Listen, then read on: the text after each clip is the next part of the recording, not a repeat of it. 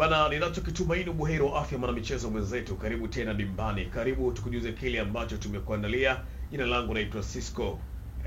Yako mengi kweli kweli ambayo tumeandaa, lakini kubwa zaidi bwana, unakwenda kusikia taarifa mpya ambayo masikioni mwako huenda haukutarajia kweli kweli kuisikia, lakini utakwenda kusikia hapa. Karibu, tunakwenda kuzungumza naye brother Dominic Salamba. Ni mwamba kweli kweli kwenye uchambuzi wa mpira wa miguu. Nini hasa ambacho tunakwenda kuzungumza? Cha kufanya ni kitu kimoja tu. Endelea kuwa nasi sako kwa bako ili uselelee matangazo yetu ya dini kweli kweli, yakiwa na nguvu kubwa mno na ufalme wa maokoto. Dominic Salamba, uko vizuri bro? Mimi namshukuru Mungu niko vizuri kabisa. Uzima upo na ulalamiki. Yaani Mungu ni mwema kabisa. Bwana sawa. Taarifa zimekuwa nyingi na tukaona ni vyema tuwafuate watu wa mpira ili muweze kutujuza taarifa hizi zimekaaje. Stefan Ki Aziz, ziko taarifa za ndani kweli kweli zinaeleza kwamba hana furaha alipo na ameiomba klabu ya Yanga wafanye juu chini ili aweze kurejea tena. Watu wanajiuliza, hata miezi miwili kama si mwezi au jaisha, inakuwaje? Tukasema si vyema tukae nayo moyoni, tuje tuwaulize wataalamu wa mambo kwenye vyanzo vyenu. Taarifa hizi zipo na kweli zinaeleza hivyo ama watu wametunga tu madesa mjini? Nafikiri hizo taarifa zipo. Okay. Zipo na zina exist. Kwa sababu ujue kwamba Azizi alipoondoka Yanga palikuwa pana makubaliano.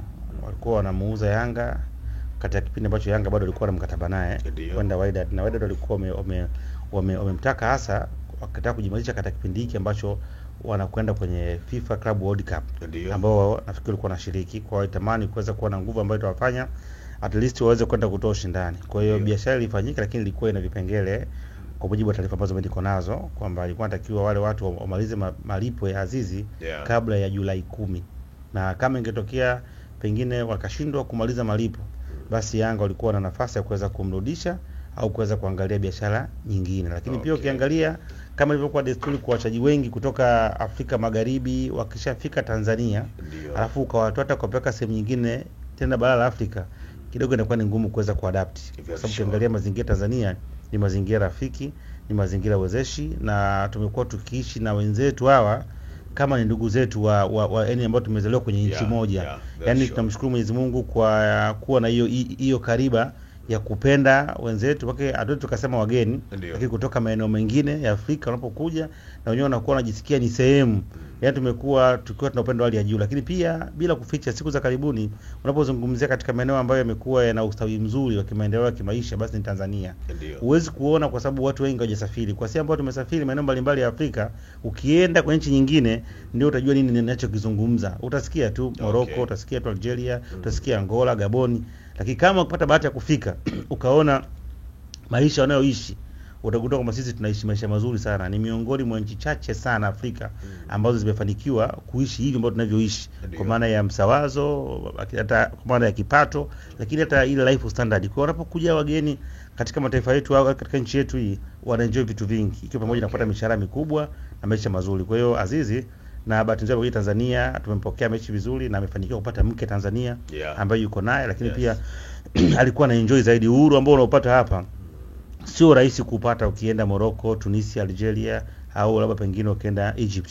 Ni maeneo ambayo kidogo yamekuwa ni magumu, lakini pia wenzetu bado na ile mambo ya kizamani ya kuweza kuwa huyu ni mgeni, sisi ni wenyeji. Kwa hiyo nafikiri baada ya kwenda, lakini pia hata baada ya kufika kule, kwa kile ambacho amekikuta, ukiangalia kwenye kikosi sio chaguo la kwanza.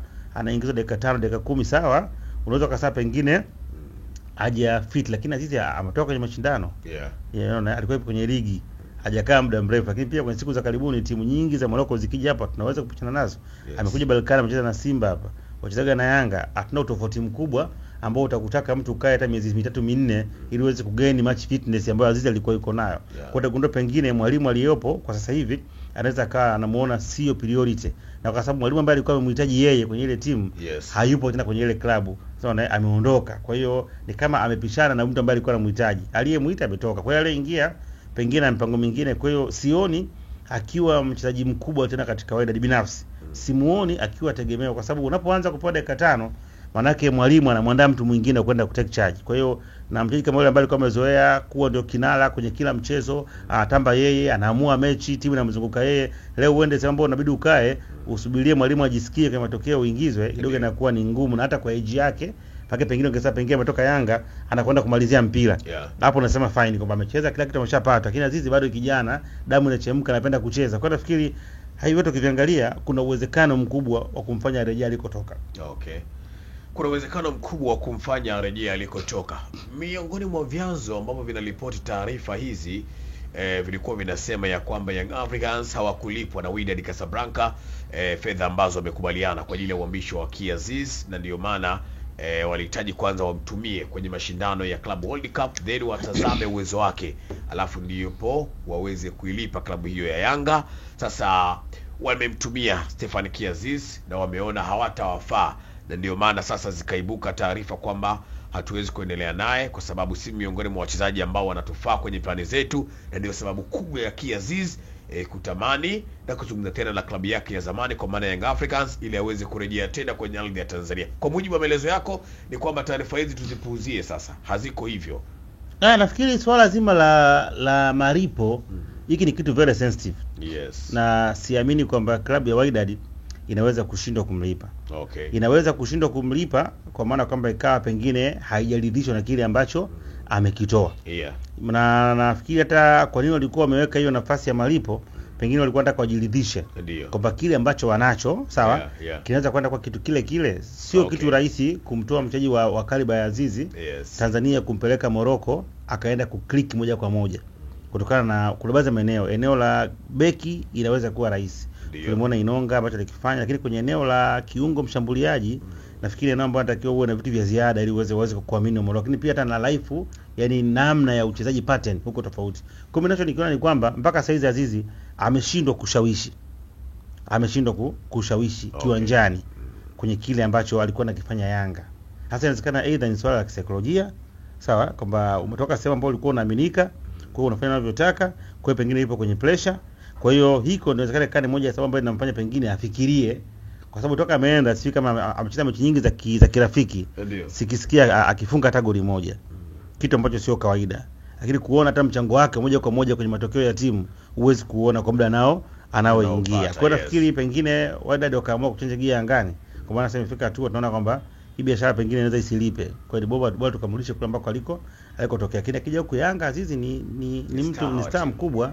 Tuwewe kushuhudia Chama kipindi kile ametoka ameenda Berkane kule, alipofika tulikuwa tumuoni, akarudi amekuja Simba akaenda kuklik tena. Kwa hiyo nafikiri kuna maeneo ambayo ukiwepo unakuwa na nafasi kubwa ya kufanya vizuri. Kwa binafsi naamini kwamba mazingira alionayo sasa hizi ndio pengine yanaweza kusababisha wa Morocco waweze kusita na kumpa mkataba moja kwa moja na kuamua kuweza kumrudisha Yanga. Kwa mujibu wa vyanzo vyako Salamba, hili dili sasa limekaa kwa asilimia ngapi huenda tukamwona Stefan Aziz kurejea kwenye ardhi ya Tanzania na klabu yake Young Africans? Unafikiri kuna asilimia nyingi za kurejea ama ndio 50-50? 50 kwa 50. 50 kwa 50. Kwa hiyo nafikiri baada na uzuri Wydad tayari washaondoshwa kwa michuano ya FIFA Club World Cup. Kwa nafikiri mwalimu atakuwa na assessment. Kapata mechi za kucheza kule na wana mwalimu mpya, atakuwa ameangalia na ndo kwanza tunakwenda kwenye usajili. Unaona ndio tunakwenda kwenye usajili na kwenye maandalizi ya msimu unaokuja. Kwa hiyo atakuwa ametumia michuano kuweza kuona weakness ziko maeneo gani, aongeze wapi na anataka kitu gani. Kwa hiyo pengine katika ripoti yake ambayo itakwenda kutoa itima kwamba huyu mtu tunamhitaji au arudi aliko toka, na bado hajachelewa kwa sababu mondoko kwa Azizi bado mchezaji wa Yanga, ligi haijakwisha. Kwa hiyo naamini kwamba yalikuwa ni makubaliano fulani baina yao, na kwa sababu kwenye michuano ile ya FIFA Club World Cup michuano ambayo inaruhusu hata mtu ambaye alikuwa ameshahama timu akacha timu aliyotoka timu wanaruhusu, yani kwa maana kwamba ni kipindi ambacho ligi nyingi zinakuwa zimeisha. Kwa hiyo ni michuano special ambayo inakuwa ina special wake katika kuweza kuicontain. Nafikiri akirejea kwa Young Africans wao watakuwa hawana cha kupoteza, kwa sababu nafikiri hata mashabiki wa klabu ya Yanga ukiwaambia Stefan Aziz anarejea watakuwa wanafurahia, kwa sababu ni miongoni mwa wachezaji ambao wanawapenda na wanaamini wakiwepo uwanjani watawapa mafanikio makubwa. Tutazame kwa mchezaji mwenyewe Salamba japo kidogo tu. Unadhani kitokea amerejea kwenye ardhi ya Tanzania na klabu ya Yanga, kwake itakuwa ni feri ya kiasi gani ama itakuwa ni mafanikio? Hajafeli kwa sababu Tanzania hapa nani ambaye amogopi Aziz? Labda nikuulize tu, mechi ya juzi ya Simba na Yanga angekopa Aziz, what if angekuepo?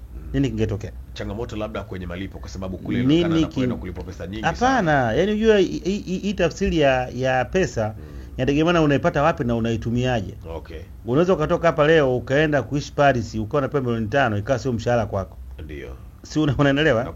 Unaweza kutoka hapa ukaenda Uganda ukawa unapewa 200,000 kani hela nyingi kuliko 200,000 Tanzania. Yes. Kwa hiyo it depends na uko wapi, unatumiaje na lifestyle ikoje.